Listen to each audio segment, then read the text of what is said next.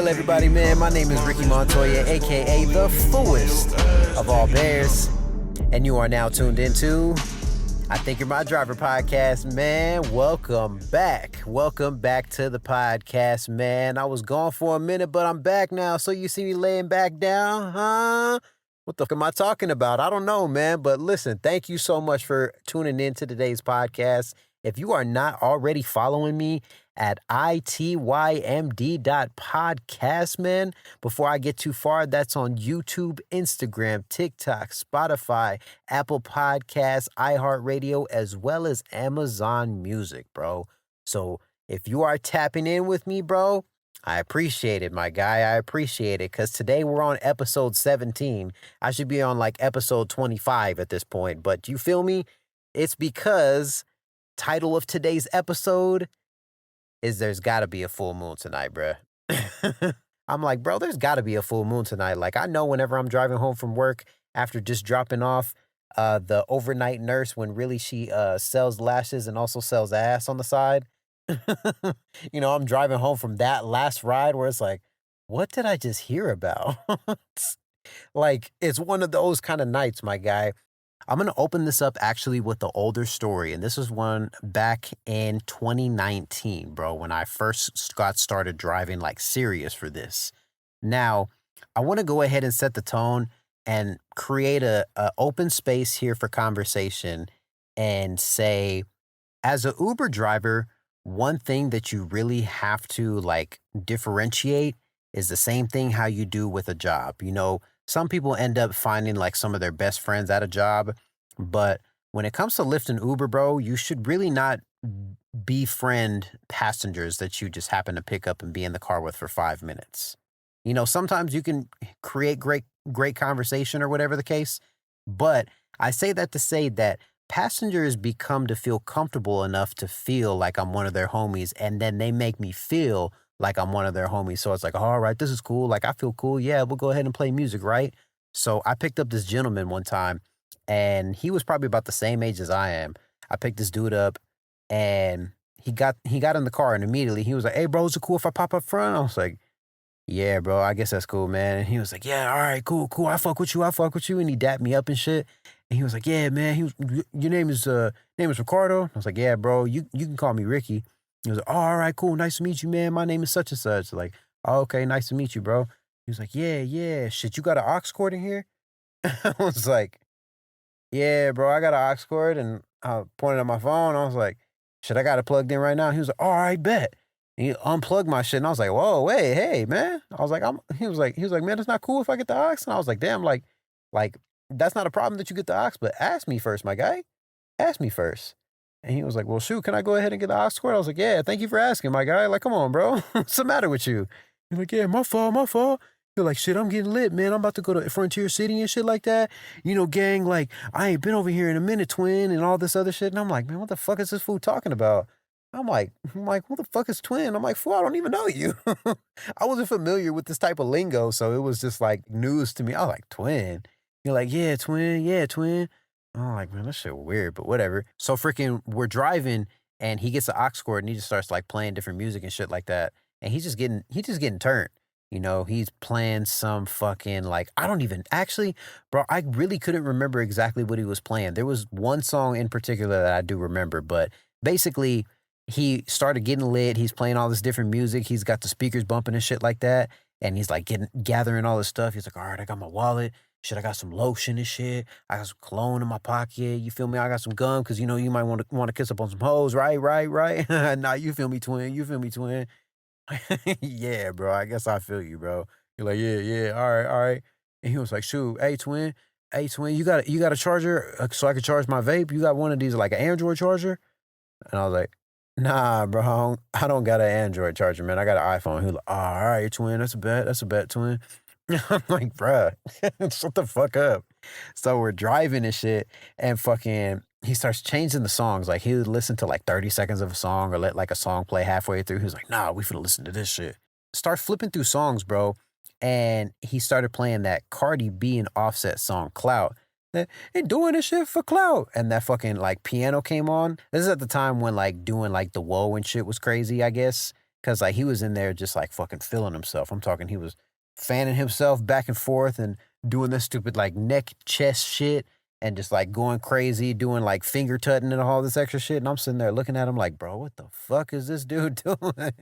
But he was having a good ass time, like, he was enjoying himself, and that's the one thing that you have to understand too, is that even when people really make you feel like you're one of their homies, at the same time when you shut down and really like be like a Debbie Downer and make a situation awkward like that, like, yeah, these are not your homies, these are not your friends, your cousins, or whatever the case, bro. But you don't gotta be that like negative ass person all the time, man. Like if somebody's having a good time, unless they're annoying you, that's a completely different story. But to a certain extent, he was started to play some good music after that Offset and Cardi B song he played. Well, let me rephrase.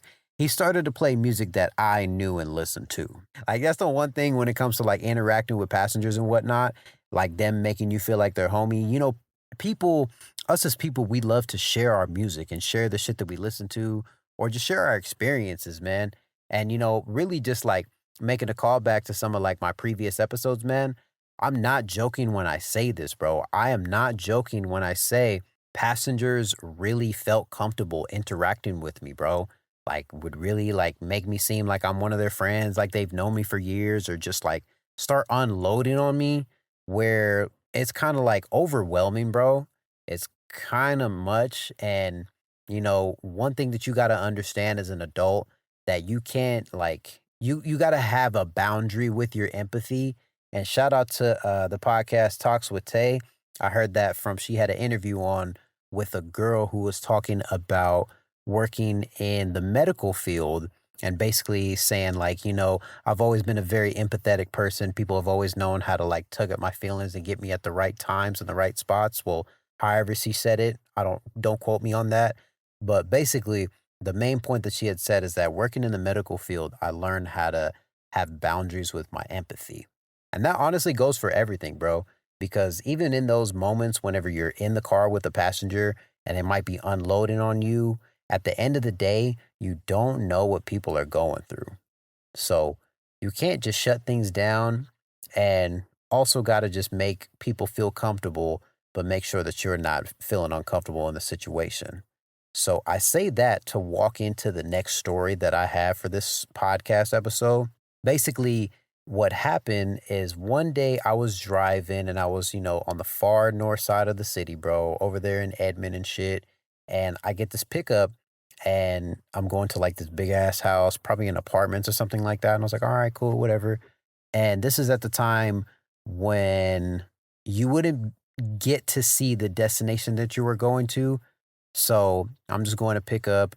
And when I get to the pickup spot, the passenger gets in the car, they introduce themselves, I introduce myself, confirm and all that other shit. And so I was like, hey, and, accept the ride. And this ride in particular, we were going to this club that is called Cowboys. So basically, for those of you who don't know what Cowboys is, it's actually a club like on like the southern side of the city, like not too far away from the airport. And it's a country club basically where people are out there square dancing, they got different like bar booths with all these different beers and whatever the case. They got a bull that comes out apparently and all this other shit, man.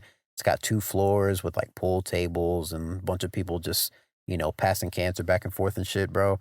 They're out there just having a good old time, man. So I'm in the car with this passenger and she's telling me like, yeah, well, I'm actually headed to Cowboys and I'm meeting up with some friends. I haven't seen these friends in years because like I just moved back over here. Like I've been living out in like somewhere over here. And like, honestly, I'm just really here to turn my life around. Like I put myself into so many situations and, it was just time for a change. So I just came out here. I grew up out here and all that other jazz. And I was like, oh, okay, that's cool. And I was like, "So you said the name of the place is Cowboys?" She was like, "Yeah." She's like, "Have you ever been there?" I was like, "Nah, I have not been there." She's like, "What? You should go. Like, it's cool. It's a vibe. Like, no, there's no discrimination. Like, it's all about you coming as yourself and all that other shit." He preached the whole live, laugh, love and shit like that. Like, that was the vibe that she was giving me, trying to like sell me on going to this club. And I was like, I mean, like Look at me. Like I dead ass I had like a baseball cap on, my favorite blue Yankee hat that I got, and a fucking like what the fuck, like a WrestleMania shirt or like a Naruto shirt with like some fucking like cargo shorts. Like, lady, you know, you and I both know I do not belong in a cowboy western club from just the way I am dressed in attire. I don't match the theme or the aesthetic of being here, but I was like, you know what, bro? I've never been to this place before, but I'll go ahead and go inside just to check it out. I'm like, because you never know you never know what something is going to be until you experience it, and you don't know if you actually like something or don't enjoy or actually enjoy something until you go and do it for yourself, bro. So literally I was like, yeah, fuck it, I'll go with you, whatever. And she was like, oh, dope. She's like, wow, that's funny. Like, I've never had like an Uber driver like hang out with me, holy shit. And like like I said, like the live, laugh, love energy was going crazy from her, fool. So it was just like, bro, what the fuck? But I was just like, whatever, I'm trying to be cool. And so we get there and she was like, so were you for real about coming? I was like, yeah, I guess so. I'm like, we got all the way over here, right? And it was like about a 25-minute ride with this lady, bro. And, like I said, man, people just feel comfortable and start telling you about certain things that's going on in their lives. But she didn't really too much get into details. She just said that she was looking for a fresh start or whatever. Now, one thing that you got to understand as an adult, just to go ahead and pause real quick, when somebody says they're looking for a fresh start, bro, pick up on the damn warnings, my guy. I don't know where I was or what was going on in my mind for me to like completely miss a lot of these little Easter eggs that she was dropping for her life, fool. But I say that to say that we get to the club thinking to myself, actually, I didn't even take into consideration that there was going to be an entrance fee for this place. I paid $7 to get in this fucking place. I was there for less than 10 minutes, my guy, just to go ahead and, just close out the plot here. So I pay the entrance fee. She was in front of me and she waited for me. So I was like, okay, cool. She's probably going to show me around or whatever the case, right? I walk inside. I get show my ID and get my stamp. And number one, I don't drink. Just going to go ahead and get that off real quick. I don't drink. So I walk in and she immediately goes to get a beer. And I'm just kind of just standing around, just like observing. I'm looking out. I don't know where I am. I'm in unfamiliar territory. And number one, I get very uncomfortable in places where there are a lot of people. And there was a lot of people in this club, bro. Like I'm talking the entire floor was covered with people, but people were having a fantastic time, bro. They were enjoying themselves, man. Like nothing matters, bro. One thing that I actually learned specifically when my wife and I went to Coachella is that even though some people don't have rhythm, some people don't know how to dance, or some people feel uncomfortable just like being themselves in front of people. When you go to a festival, you really see how much people don't care to show up as themselves. And they show up as themselves to the fullest and don't care who is looking, bro. And that's the same exact energy that is in that club. It's just a bunch of people having a good time, being themselves, hanging out with each other, square dancing, tripping on each other's feet, fool. It's crazy in there. So, like I said, I get uncomfortable when there's a lot of people and this place has two floors. So immediately I'm scanning over the entire bottom floor of this club. It's wall to fucking wall, my guy, on going both directions, fool. So I was like, you know what? I'm scanning upstairs. There was, a couple of people that were leaned up against the rails just looking over the bottom floor and whatnot. But there was quite a few gaps in between the people. So I was like, okay, cool. I'm like, I'm gonna go upstairs because there's not that many people up there. So I'm kind of darting my way through and whatnot. And I'm thinking to myself, I'm not in here to hang out with this girl, but I'm noticing that she's following me and I'm walking fast as fuck. I'm not gonna cap. I'm going upstairs in this club, and mind you, fool, if you've never been in a club that has two floors, maybe I just have like a whole lot of main character energy in me, bro. But man, when I tell you, when I sat on that top floor and I just leaned up against the rail, man, my guy, I felt like ghost empowered, man. I freaking like, I leaned my little Yankee hat out and I was like, yeah, all right, say less. Like, I had to remind myself, like, hey, you're not in that type of place, fool. Get to the top floor. I get up there and I'm looking over and shit, and she's still behind me. So I was like, oh, okay, whatever. Maybe she's thinking she needs to be my tour guide or whatever the case.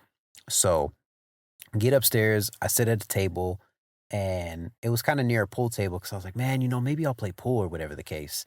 And as soon as we sit down, she immediately pulls out a box of cigarettes and sparks one up. And I was like, okay. Like, whatever. But like I said, man, I am not interested in this woman whatsoever, bro. Because it was just like, we aren't in this club for longer than 3 minutes. And she was like, yeah, remember how I told you, like, I'm just looking for a fresh start? Like, are you from here? I know you said you're, from Texas or whatnot. I was like, yeah. I was like, yeah, I'm probably going to be out here for a while. I was like, what about you? And she was like, yeah, I think I'm going to be out here for a while, at least until I figure out and get myself on my feet. She was like, things have just been like really tough since I left my boyfriend because, like, my last relationship was just, he was just so abusive, like, physically, emotionally, psychologically, like, and she started using all these big fucking words. And the whole time I'm like, what the fuck did I get myself into, my guy? What the fuck are you doing in here? Like, you don't belong here. And you're in front of just like somebody who was obviously looking for a rebound. And my oblivious ass thinking, like, oh, fuck it. I'm just going to go in this place, like, check it out and walk out if I don't feel right.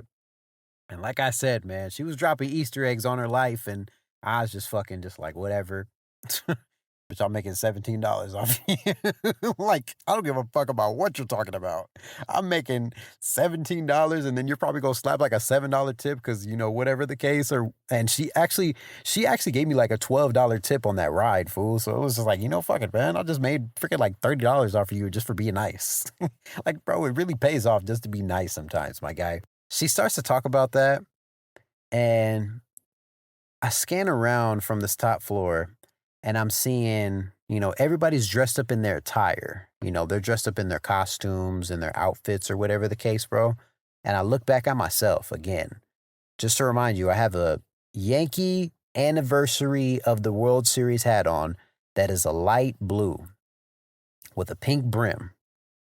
I have a black shirt with pink and purple on it that says WrestleMania with the fucking Ultimate Warrior and people like that. And I have khaki cargo shorts on with probably a pair of Jordans. Like, you don't belong in here, fool. What's the matter with you? And I'm listening to her unload on me about her just getting out of an abusive relationship and everything just kind of like that whole moment. I just had to sit down like, America. Man. And I just kind of looked at her and I got up and I was like, man. And I was like, I'm sorry about that. Trying to be empathetic and shit like that. And I'm like trying to think like, what's the exit plan? It's time to go now, bro. So I'm like, oh, I'm sorry about that. And I try to transition and be like, but you know what though? I'm like, do you want to jump on a pool table? I'm like, I feel like it would be pretty cool. And she's like, yeah. And she's like, well, do you have any change? And I was like, no. I'm like, it's just spending a lot of money on the entrance fee. I was like, I'm not gonna buy anything else. And I was like, in all honesty with you, I'm not gonna stay in here for long. I'm honestly about to get going because I'm a Lyft driver and whatnot. So I'm gonna go ahead and get back to work. But thank you for inviting me. It was cool. It was a cool experience. Thank you for inviting me. Have fun. Whatever. Okay, whatever. Still smoking her cigarette and shit like that. And I was just like, I walked out of there and I was like, what the fuck is the matter with you? What's the matter with you? But it's just like, I don't know, man. I just get myself into situations just either whether it's just based off of me talking or just me being too nice sometimes. And you really have to make sure that you have a control on the amount of nice and boundaries on the empathy that you have, bro. So, this Cowboys encounter, I'm walking out of the club and I go to my car and I'm sitting in the car. I'm like, bro, just get back to work, get in the car and get back to what you came out here to do. Because you did not come out to drive Lyft and Uber to go walk into a freaking Western club to sit down with somebody who was just ready to just unload their shameless life on you. Like, my guy, I was not prepared for that. And I also wasn't prepared for what was to come minutes after leaving this club. I'm leaving out of this club parking lot, bro. And as I'm leaving out of this club parking lot, I turn the thing back on for me to start accepting requests and rides. Mind you, I had no expectations. I didn't know what was going to happen, but I was the kind of driver that the first request that pops up, I'm just going to take it and we're going to see where it goes and what happens. So I get a ride request and it says this destination was about 4 minutes away and it had about 7 minute drop off. So, I was going to make maybe a cool little $5 or whatever the case. So I accept the ride. I go, I'm not joking, 4 minutes away, and it's this Korean barbecue spot. So I pick up from the Korean barbecue spot, and as I'm pulling in the parking lot, there are three people standing outside. It was two dudes and this girl. The guy that was standing next to the girl was obviously the couple. One standalone dude, and he decides to get in the front seat. Now, to give him the benefit of the doubt, this guy was not a small guy. He was in the military, obviously. Think like the Navy. No, no, no. We're in Oklahoma, so fucking he was in the Air Force, is what I'm assuming. I don't remember specifically. I'm going to tell you why I don't remember specifically about what exactly he did, but just to set the tone here, this guy was a fucking weirdo, bro. And like I said, people really feel comfortable enough to treat me like I'm one of their homies, one of their friends. But sometimes not all humors everybody that you think. So like your parents always told you, I'm not your little friend. Hey man, I'm none of these fools' little friend. And this guy in particular, my guy, we're driving in the car. We're gonna be in the car for a total of 7 minutes from where we're leaving. I'm, breaking the ice or whatever the case. And they're like, oh, okay. They're like, well, how has your night been? And I was like, I don't know, man. Today's been like an interesting day, man. Like freaking I just left from like this fucking funny bunny ass club that's like right up the street from here. And they're like, funny bunny club. They're like, what's that? I was like, man, you know that club that's like right up the street from here? It's that spot called Cowboys. And they're like, the guy, he's sitting next to me in the passenger seat and he goes, the fuck? And he was like, what makes you think that's a funny bunny club? He was like, I like that club, man. And I was like, that's cool if you like that club, man. It's just not my cup of tea, my guy. And he like tried to get fake ass offended about me calling it a funny bunny ass club. And I guess like I hit a funny bone in the guy or whatever. Pause. And he was like, "Nah, man, like I like that place. So what you think of me?" And he had this hat on, and he took it off. Bald fucking guy, like he had a head like a fucking vanilla wafer, fool. Like I could go on forever, bro. Looked like the goddamn thumb from Spy Kids, man. I was getting tired of this fool, man. So fucking this is when he just starts going, man. He starts making like weird remarks and shit like that, and just like being weird, bro. And we hadn't even like circled the block. Like, we have fucking gotten 2 blocks and he's already being weird, bro. So I'm like, "Okay, whatever, it's gonna be in the car for 7 minutes." Like, surely I know how to, veer off and change the conversation or whatever. And he starts saying weird things or whatever. He's in the passenger seat, so it's even more awkwarder because not only is he saying weird things to me, he's also staring at me like fucking like he's looking at me like, "Bruh, so you think I feel a certain way about this? Like, what do you think about this?" And takes off his hat to show his fucking bald ass head, looking like a baby toenail and shit. And freaking, he was like, "So what do you feel about this?" And it was starting to fucking piss me off because he just like kept fucking doing it. And like he was staring at me with this fucking hat on. I was like looking at him. I was like, man, stop fucking staring at me, bro. And put your fucking hat back on. Cho Caillou looking ass fool. And his friends in the back, they're like, and they're trying not to laugh. And he was like, okay. He puts his hat on all shamelessly and shit like that. He's like, all right, all right, all right, I'll take that. You got jokes. You're funny, okay. And he just got comfortable and shit. And just started saying just weird ass shit. I don't know why. We're driving down the road, bro. Finally get about 2 stoplights after I just called him fucking Caillou. And he just starts, being weird, but I just, went ahead and switched the topic and, started asking them in the back, like, so how was the food in there? I've never ate Korean barbecue, so how was it? And they're like, oh, it's pretty good. And he was like, yeah, he was like, it's not bad, bro. He was like, you never had Korean barbecue? I was like, nah, no, sir, man. I don't really, I was like, to be honest with y'all, I was like, I'm vegetarian. They were like, oh, and he was like, oh, vegetarian, huh? He was like, "So you don't eat meat?" I was just like, "Nah, bro. Nah, I don't eat meat, man." He was like, "Oh, okay, okay." I was like, "So then, and people always want to pick your brain about the shit, which it's not a problem, but I don't really have a fucking explanation." And honestly, it's not the worst decision to make in life, bro. Let's go ahead and be honest. But I realized that the way that he said it, that he was gonna try to twist it and be weird. And I was just like, "Yeah, health benefits or, whatever the case." And he was like, "Oh, okay, cool." He was like, "Yeah, I'm pretty sure it is pretty healthy whenever you're not getting a whole lot of meat in you?" And I was just like, "Yeah, bro. So yeah, so what's the plan for y'all for the rest of the night, man?" And I'm just kind of switching the topics. I'm like, "Bro, what the fuck? Why are you making these weird ass jokes and these weird ass comments, man?" And fucking, it's starting to bother me because it's like one thing that really bothers me about being around people is when people don't know how to pick up on social cues. Like, I don't care how you were raised or whatever, but you should be able to pick up on basic social cues. This motherfucker was not letting off the gas, my guy. I switched the topic and he was like, "Oh yeah, we're actually about to go hit this karaoke bar." And I was like, "Oh, okay, that's pretty dope." I was like, "Y'all, all three of y'all like karaoke?" You're like, "Yeah, it's just, it's my boyfriend's birthday, so that's why we went to this Korean barbecue and we're ending the night off over here at this karaoke bar because they have like open mic night." And I was like, "Oh, okay, that's dope. That's dope. That's cool." And they're like, "Yeah, it's a lot of fun, open mic." They're like, "You ever go?" I was like, "Nah." I was like, karaoke is a lot of fun though. I won't lie to you." And he was like, "Yeah, you like karaoke?" Guy in the passenger seat. He's like, "You like karaoke?" I'm like, "Yeah, yeah, man. It's pretty cool. I'll do it every once in a while." He's like, "Oh, okay, I feel you." He was like, I love karaoke personally." I was like, "Oh yeah." I was like, "That's what's up." I was like, "You have a favorite song you like to sing or whatever?" He was like, "Nah, man, I just kind of just go with the mood, man." He was like, "Sometimes it just depends on how drunk I get, man.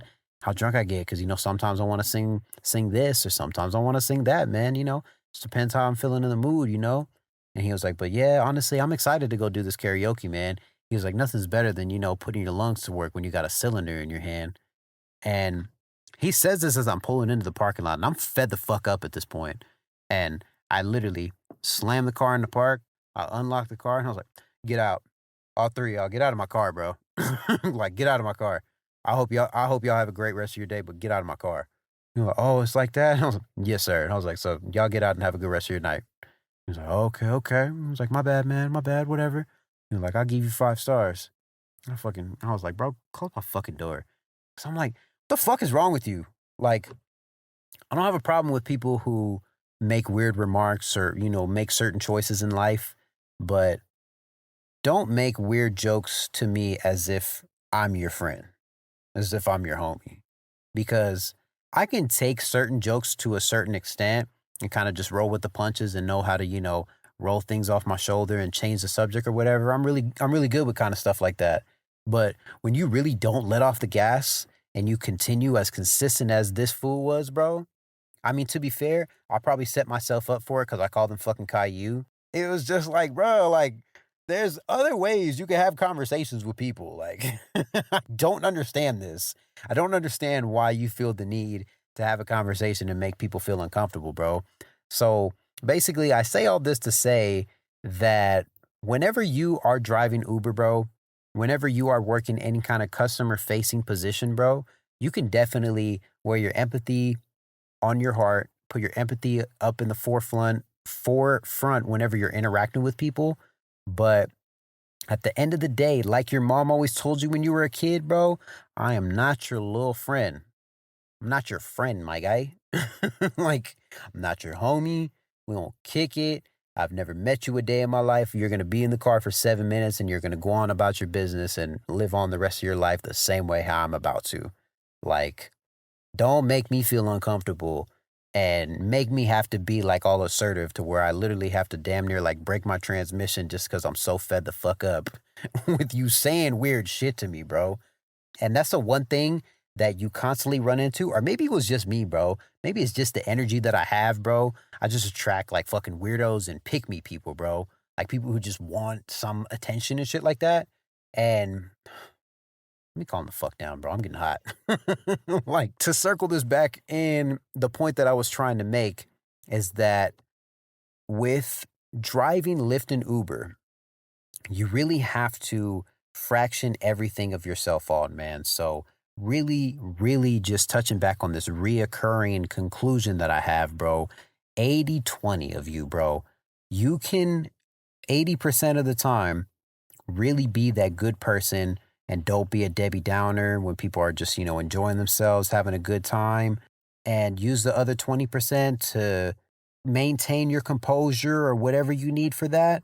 But at the same time, when people really push that belt because you're being the genuine person that you are and you're giving 80% of yourself, people are going to really forget about that 20% when you're dealing with a fool like me, my guy. That's one thing I'm going to tell you, man. So, like I said, man, 80-20, man. Just go ahead and keep yourself balanced, man. You give 80% of yourself to something, man. Just don't forget about that 20% when you are thinking about yourself. Because it's really true when they say, if you don't want something for yourself, it doesn't matter what you do for others or how much you think doing for others is going to give back to you. If you don't do at least something for yourself, at the end of the day, you can't build your foundation off of somebody else. You have to have your own platform and your own stance, stage, or anything of that sort to be your own person, bro. So, number one, today's lesson, I'm not your little friend. Number two's lesson, don't be stupid and go into the club with random people. Don't leave out of the club with random people, bro. But if that's what you do with your life, bro, I don't judge you. But I'm not fucking doing that. Like, bro, my life is just ridiculous, man. But like the fact that this literally happened like on the same day occurrence, this back to back, like literally go to this Cowboys club and then immediately leave and go and pick up three weirdos that I have to be rude as fuck and kick them out of my car at the end of the ride. I don't know, man, bro. I'm not joking when I say like sitting in some of these rides after the fact, like I just have to be like, you know what, bro? I'm gonna go get a frappe, bro, and just fucking think about my life and just like let's check and make sure I don't have nothing going on. Make sure I don't got no full moon.